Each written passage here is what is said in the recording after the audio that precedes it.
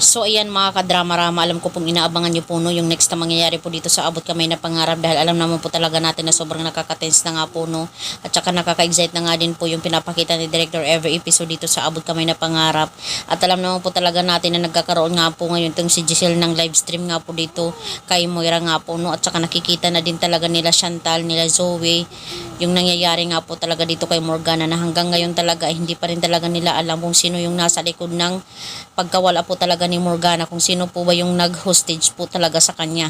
Kaya itong si Chantal ay hindi talaga maiwasan din na maisip niya itong si Giselle, dahil ngayon talaga hindi na niya makita itong si Giselle. Tapos alam naman po talaga natin na si Giselle lang naman talaga yung nakalaban talaga ng anak niya na si Morgana. Talagang hinihinala talaga ni Chantal na itong si Giselle talaga yung gumawa talaga dito kay Morgana, kumuha dito kay Morgana. Kaya itong si Madam Chantal, sasabihin niya na alam kong ikaw ang nagpadukot kay Morgana, ilabas mo siya, Giselle, diba? At sasabihin naman ni Giselle, bakit mo siya hinahanap sa akin? Ha? May ebidensya ka ba, Chantal? Kaya dahil nga po talaga dito ay hindi talaga sasabihin talaga ni Madam Chantal na hindi ako titigil hanggat hindi ko malalaman yung katotohanan.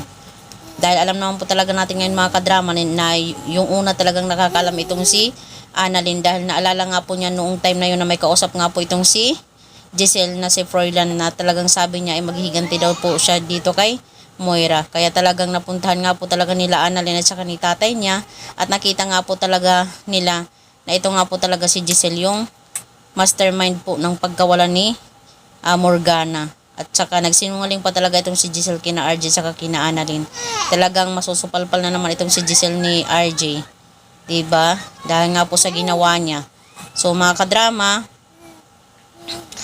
ang problema po talaga dito ay posible talagang makulong itong si Giselle pag nalaman talaga ni Chantal totally na siya talaga yung nagpa-kidnap kay Morgana. Hoping nga po talaga no, na bago talaga makuha nila si Morgana ay mapaamin po muna talaga ni Giselle itong si Morgana na siya si Moira, para talaga diretso siya sa kulungan. Pero alam naman po talaga natin mga kadrama na hindi po talaga yun mangyayari kaagad, dahil ayaw pa nga po talaga matapos si Director yung drama na to. Kaya marami pa munang pasikot-sikot talaga to dito no, tsaka marami pa rin mga karakter ang papasok na bibida talaga dito at ipapakita yung mga rules nila, diba?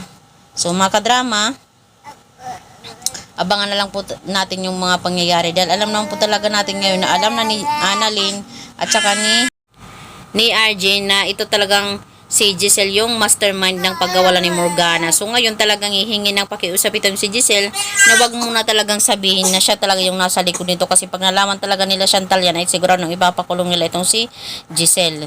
So ngayon itatago lang po muna yan, tsaka i-stop na lang po muna siguro ni Giselle yung kanyang ginagawang katatawanan dito talaga kay Moira. Pakiusap din po yan siguro ni Annalyn at saka ni RJ. So yun lang po mga kadrama, pasensya na kayo sa aking background dahil may baby po ako dito.